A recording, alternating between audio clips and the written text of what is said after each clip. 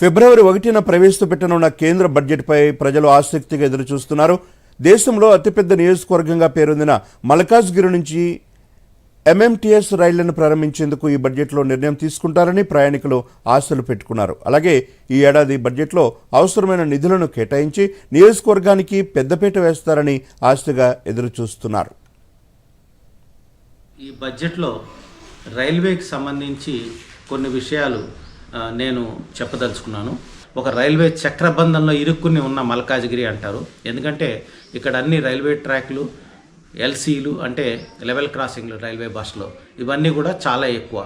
ఈ యొక్క గతిశక్తిలోనే గౌతమ్ నగర్ కానీ, సఫ్లీగూడ కానీ, వాజ్పేయి నగర్ కానీ, ఆర్కేపురం కానీ, అలాగే బొల్లారం, అలాగే మచ్చబొల్లారం, ఇలా ఎక్కడైతే రైల్వే ఆర్యూబీలు, ఆర్ఓబీలు ఇమీడియట్గా మల్కాజ్గిరి ప్రజలకు అవసరమో అవన్నీ కూడా ఈ పథకం కింద టేకప్ చేస్తున్నారు. దానికి we're very happy. MMTS trains rakes లేవు. ఆ రేక్స్ కోసం ప్రయత్నం చేయాలి.